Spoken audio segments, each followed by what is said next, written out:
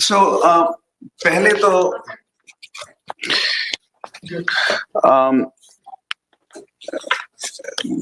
आनंदवर्धन जी ने जब ये हमसे पूछा था कि आप आएंगे, तो मेरा तो कमिटमेंट है इस प्रोजेक्ट के लिए, revival of Nehruvian and Gandhian legacies. So ये बहुत ही इंपॉर्टेंट प्रोजेक्ट है। अब हिंदुस्तान जहां पहुंच गया है उसको बदलने के लिए ये दो सोर्सेज ऑफ आइडियाज और प्रैक्टिस भी, क्या प्रैक्टिकल, उनके दोनों बहुत प्रैक्टिकल थे।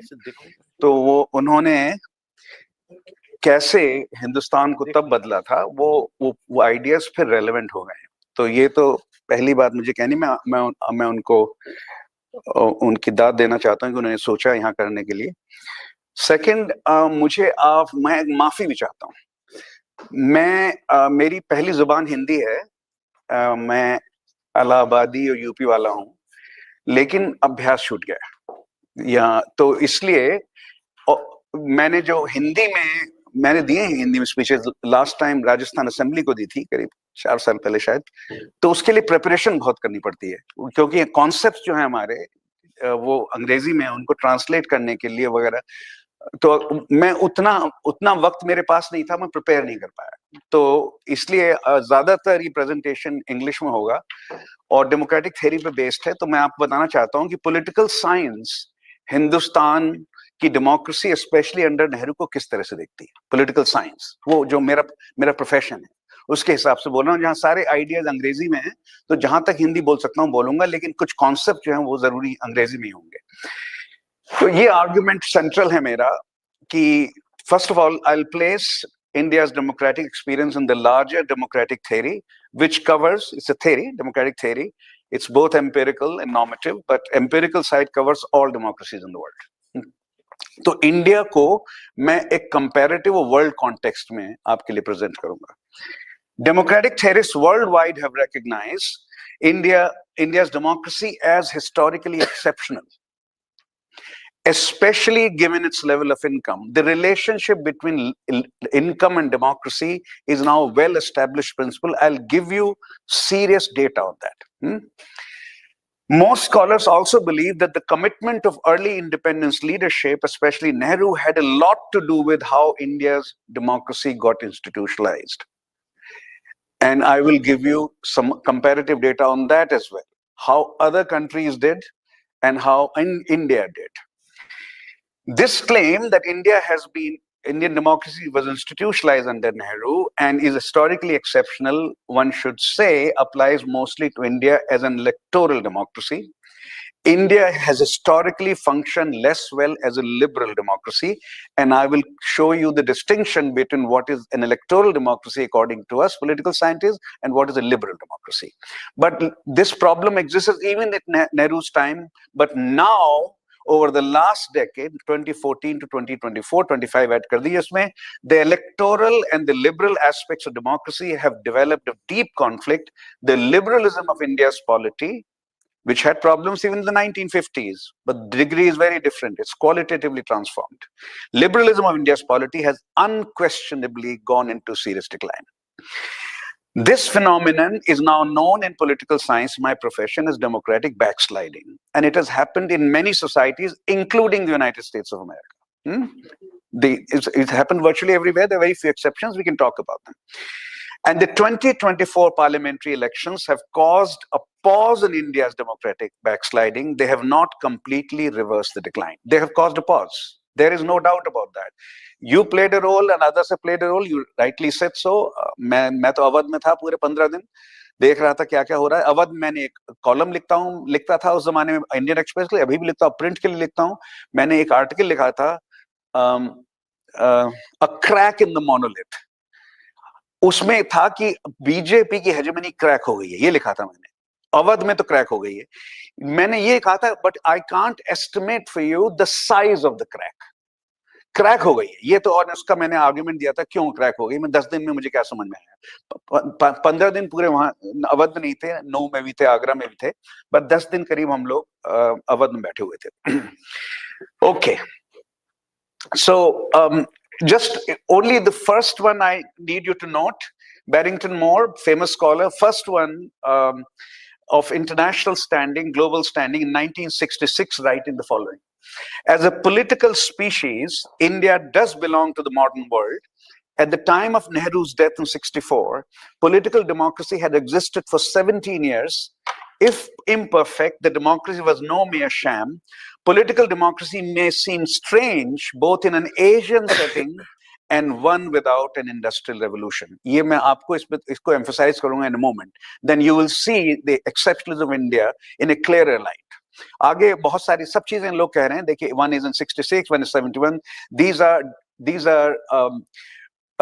some of the tallest scholars in our field, writing about democracy and recognizing that India is actually exceptional. And now I'll show you why exceptional. But before that, let me draw the distinction between electoral democracy and liberal democracy. उसकी हिंदी क्या बनाई थी हमने? Rajasthan assembly में जब बोले थे, electoral तो सीधा है, चुनावी लोकतंत्र, उसको हमने कहा था उदारवादी लोकतंत्र. लेकिन हमें वो समझ में अच्छा नहीं लगता है. वो कुछ और, लिबरलिज्म का ट्रांसलेट कुछ और करना पड़ेगा. उदारवादी is kind hearted, but it's not simply that. It is, let's go through the exercise. So the minimum requirement of democracy is elections. No elections, no democracy. That's the minimum requirement. Within that, there are two sub requirements. Contestation, can the opposition freely contest the rulers? Free contestation. ठीक है. Second, participation, is franchise universal or restricted, and can the voters freely vote? Whether it's a Dalit or it's a Adivasi, can he freely vote? First of all, does he have the right to vote? And secondly, can he freely vote? Right? So this is the basic requirement. And this is periodic, every 4 years, every 5 years, depending on the system. But there's a broader requirement. जो आज सुबह बोला था कि election से शुरू होता है, ठीक है? So that is a necessary condition. Without that, we can't call any polity a democracy. The broader requirement is elections plus politics between elections. They add up to liberal democracy when liberal freedoms or civil liberties are available.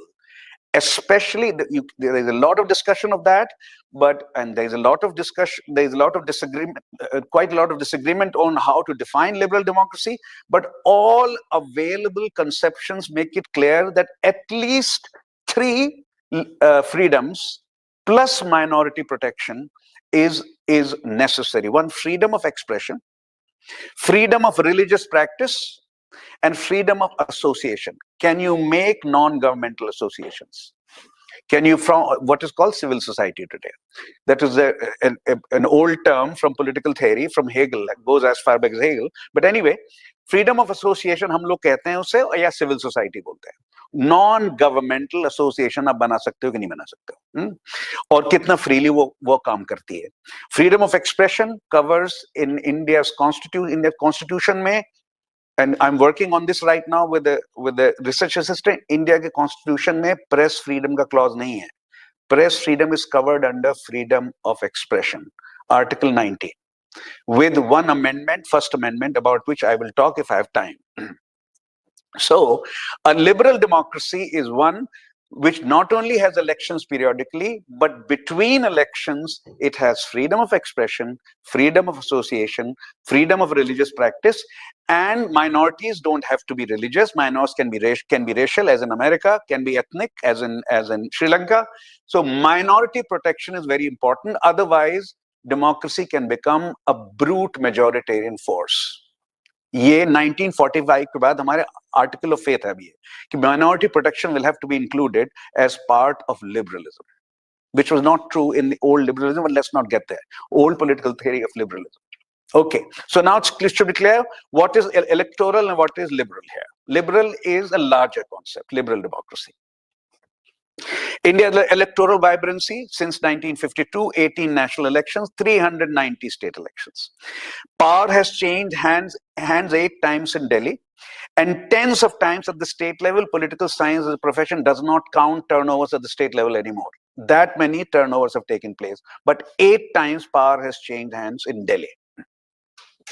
In 1952, 81 million votes were cast. In 2024, nearly 642 million votes were cast, including 312 million votes by women. slightly less than men, but almost there. Slightly less. From a statistical perspective, it's not statistically significant. You can say, from the perspective of statistical theory, both are now equal voters at this point, which was not true in 1952. And even today, out of 20 state governments, 10 are not run by a party that rules in Delhi. That counts as democratic vibrancy, electoral vibrancy. And until 1989, following mainstream democratic theory, the richer and the more educated citizens used to vote more than the poorer and the less educated. And since 1989, defying democratic theory, the poor and the less educated have voted as much as, if not more, than their more fortunate co-citizens. This now we call we give it a term, a plebeian turn in India's democratic evolution. Even in America also, the poor vote less than the rich. The less educated vote less than the more educated. That has been true, though the less educated and the poorer citizens have, at this point, basically have rebelled, and they are the base of the Republican Party today and of Mr. Trump. America is only 40% college educated, 39% college educated, 61% of America is not college educated, 42% of whites are college educated, 58% of whites are not college educated. In fact, to call them poor or rich is not the main issue. The issue is the less educated have rebelled and have put Mr. Trump in power. That is that basic understanding is more or less correct. You can change it slightly, you can make it fuller, but that is the basic issue. In India, the less educated and the poorer people after 1989 have been voting as much as the more educated. And in fact, in some of the bigger cities, the more educated and the richer have basically left the electoral arena. Okay, now this is where Nehru's role becomes very important. If you see this, what am I showing you?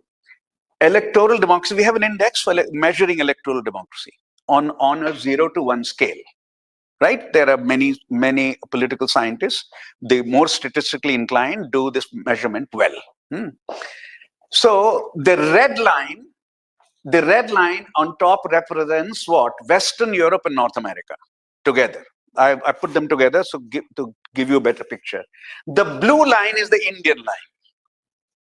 And the lines below, the yellow is Latin America, the beige is the world, and the green is Asia Pacific.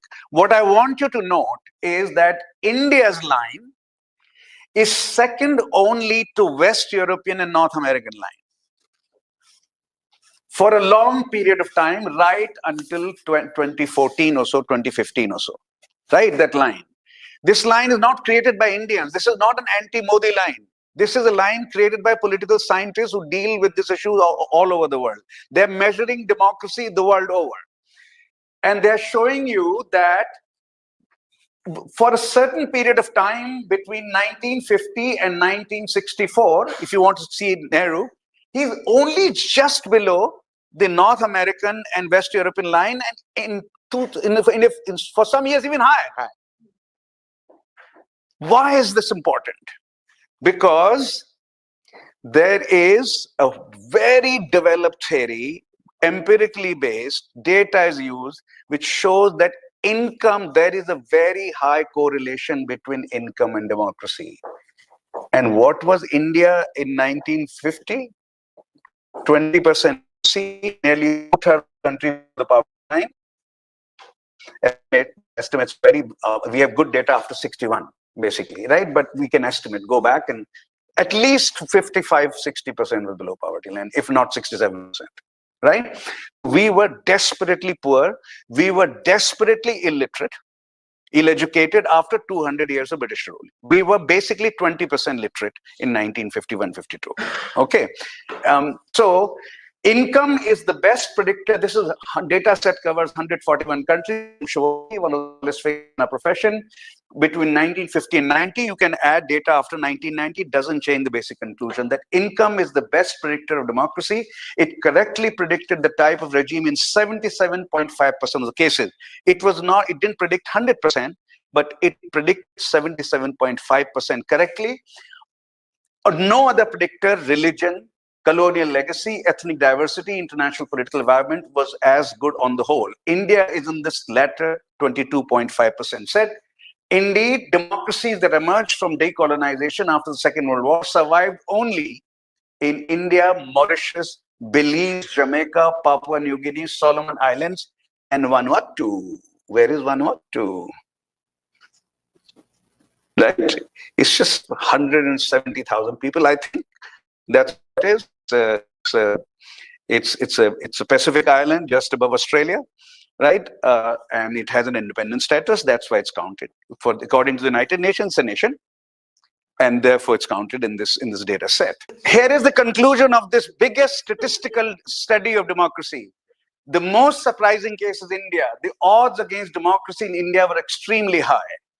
The highest, even the other states might be smaller there, but their per capita income is higher, including Papua New Guinea, which is the poorest after India in that set, right?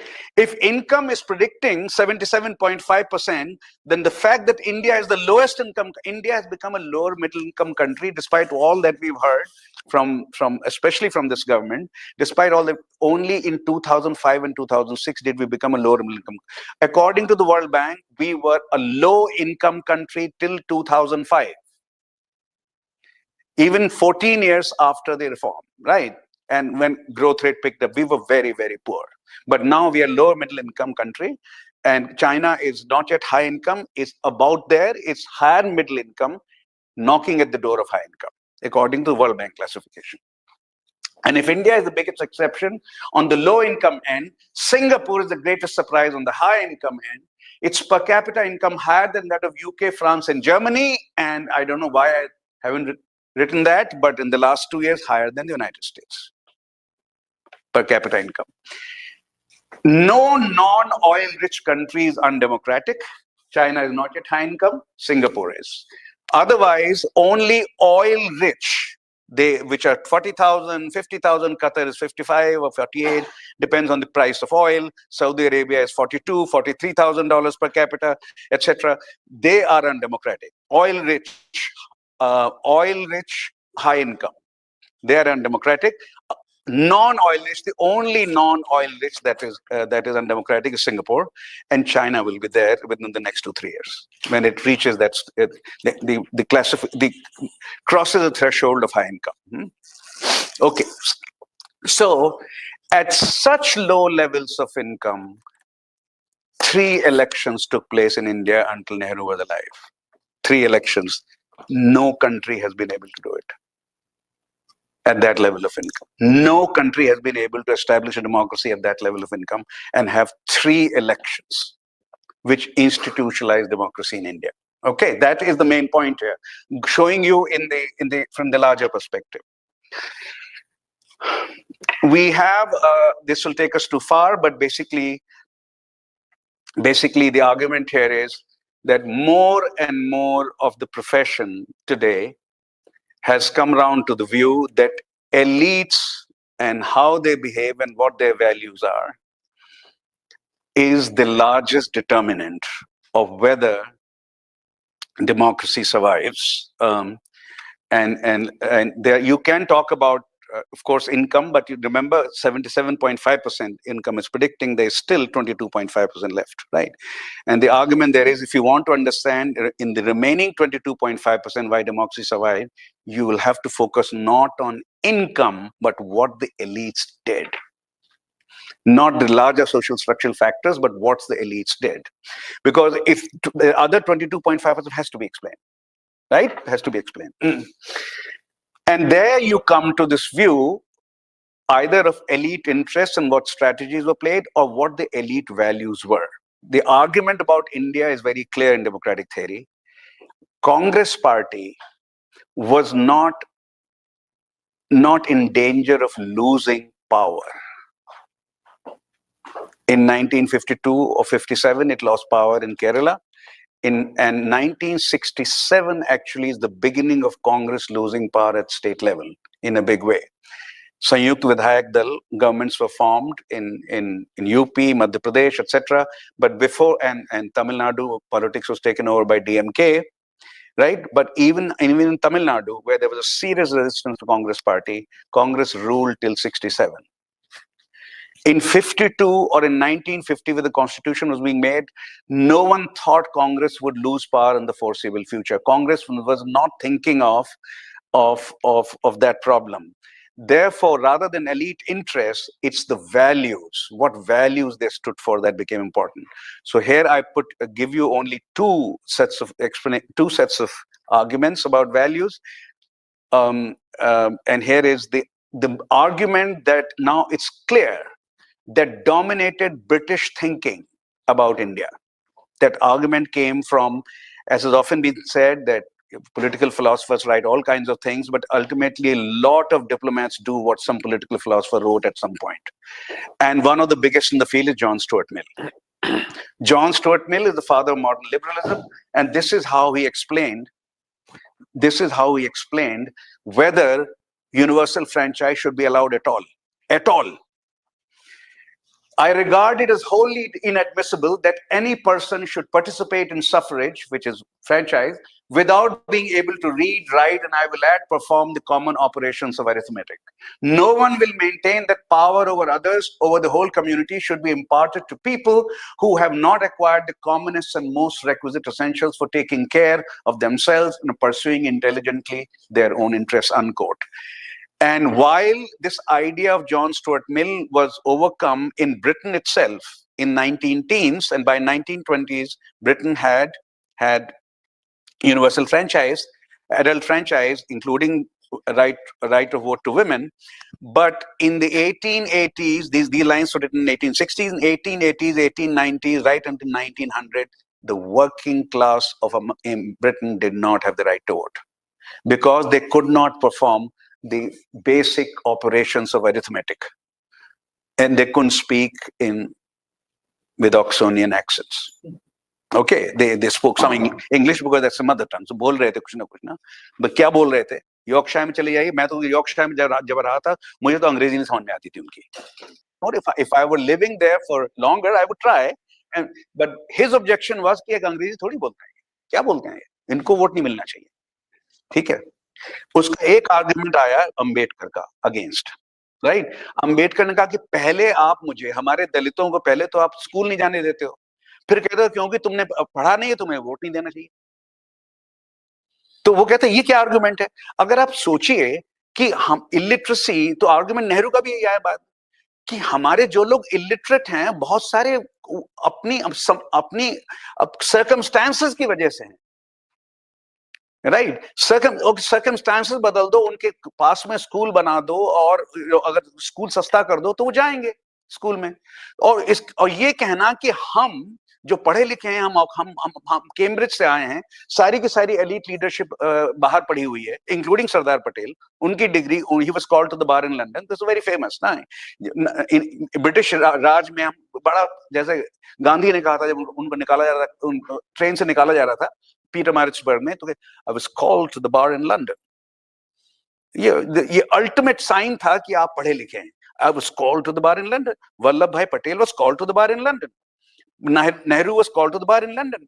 Vallabh भाई पटेल ऐसे, मतलब मोदी जी जैसे गुजराती नहीं है, adopt कर लिया उन्होंने, लेकिन वो he was called to the bar in London. और ये सारे के सारे जो हैं called to the bar in London, lawyer से भरा हुआ था, पूरा एलीट था जो है. तो हाँ, ओबियसली, हाँ, बिल्कुल. तो एक जो अम्बेडकर का आर्गुमेंट था, नेहरू का आर्गुमेंट क्या है? One has to accept the great 20th century premise. कह रहे हैं, this is against John Stuart Mill, that each person should be treated as having equal political and social value, and this became the defining statement about independent India's universal franchise. And I also want to say, turning the constitutional democracy that Ambedkar undoubtedly played a big role in. आप आजकल में constituent assembly debates पढ़ रहा हूँ, इसमें कोई शक नहीं. Ambedkar is the father of India's constitution. I used to think he was under the influence of Nehru, but that cannot be clearly established. Nehru oftentimes supported him and was persuaded by him. Yes. So, for example, Ambedkar, बता दीजिएगा, मुझे रोक दीजिएगा जहां पे ज्यादा बोल रहा हूं तो, Ambedkar is the reason India did not have third tier democracy. India had state level democracy, India had federal level, central level democracy. What was Gandhiji wanted? Panchayat level democracy. Nehru was okay with it, but then Ambedkar makes the very famous claim that elected power at the local level will make the upper caste doubly powerful. They have social power in any case, and they'll also be elected. They'll be doubly powerful and make Dalits and the lowest of OBC term nahi tha uस वक्त, lowest of Shudras ये term था, make Dalits and make Dalits also term nahi tha, जो चलिए Dalits and lower OBCs doubly deprived.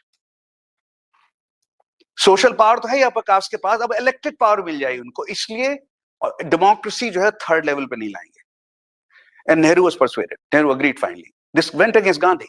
And you have long arguments that Ambedkar gives about this. Okay, so Ambedkar is the reason that was finally reversed in 93, 94 or 92, 93 when 73rd and 74th Amendment were passed, right?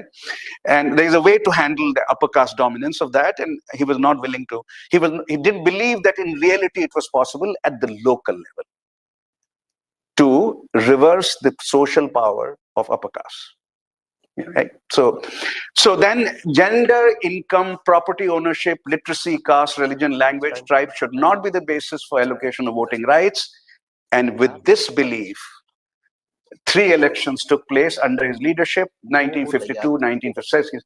The idea that elections were the only way to determine who will rule became institutionalized. अगर आप 3 बार कर लोगे तो ये institutionalized हो जाती है. पहली एक बार में नहीं किया आपने.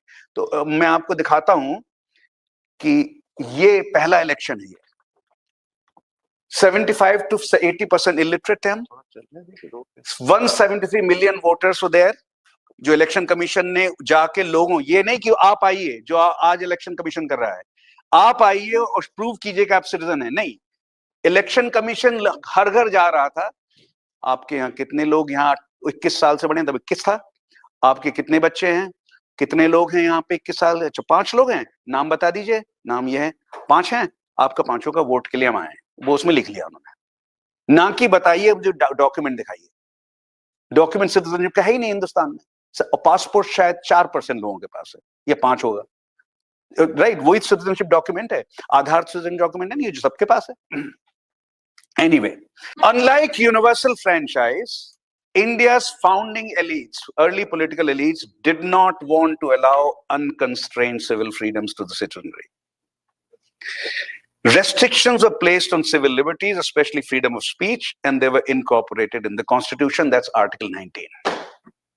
What are the restrictions? They were certainly conceptualized as fundamental rights. That means they were justiciable, meaning the infringement could be challenged in a court of law, but Article 19 specifies limits on freedom of speech. Libel, slander, contempt of court, decency or morality, and security of the state. And the first constitutional amendment of America makes speech absolutely free. Americans have a right to be rude, nasty, and denigrating. First Amendment rights have been used by Southern politicians historically to say blacks are whatever. Add any adjectives you want. Any adjectives you want. And that was protected under First Amendment. Mr. Trump's campaign in 2015 began with a famous statement when it was clear he was heading towards victory. And he'd won the primaries. In July of 2015, he had not won the primaries. He was becoming, July of 2015, he made a famous or infamous argument: Mexicans are rapists and criminals. A speech like that would be liable in many countries, not only in India, a lot of European countries, but it's protected in America. I've been to the South quite a lot to study democracy comparatively, and I've heard Alabama police chief say blacks were beasts until some time ago. They've become human beings only recently. Why are you telling us that they should be equal to whites? You can actually go to some of the museums in Birmingham, Alabama, and Atlanta, Georgia, where the police chiefs are saying something like this. According to the government, it infringes upon, or it violates the basic protocols like friendly relations with foreign states are disturbed by that, or most importantly, public order is. Public order is not part of America's First Amendment. What America's the only thing that the first only constraint is आप defamation नहीं कर सकते किसी का, और दूसरा you can't call for violence. Right. So the speech that President Trump gave on January 6th, before a crowd went to Capitol Hill, can you prove legally that in that speech an incitement to violence was made? Actually, legally, it will be very hard to prove. It has all kinds of things were said in that speech, but go and attack Capitol Hill, no. Right. So legally, that was protected. Right. So anyway, but those are not protections available in India, and Nehru himself had serious doubts. He said freedom of expression should be a fundamental right, but limits also should be. So on the electoral side, there is no doubt that Nehru was one of the greatest Democrats, but on the freedom of speech side, there are some gaps. And if you read his, for example, if you read his news, he used to write fortnightly letters to chief ministers. So the early period is very important here. So he's writing the following to chief ministers: please don't use these limits that we have placed for preventive detention. That was the British idea. Don't use this liberally, and since states are going to implement this, they have control over the police. Don't use this liberally, only look at speech that is completely dangerous. So what happens then is this. Some governments have interpreted the restrictions more liberally than others. Others have simply used them for targeting critics. The extent of civil freedoms has depended heavily on the nature of the ruling party and governments. Right? Whether they're going to emphasize the limits more or emphasize the basic idea of basic fundamental right of speech. Right? Courts have intervened, but not always in defense of citizens.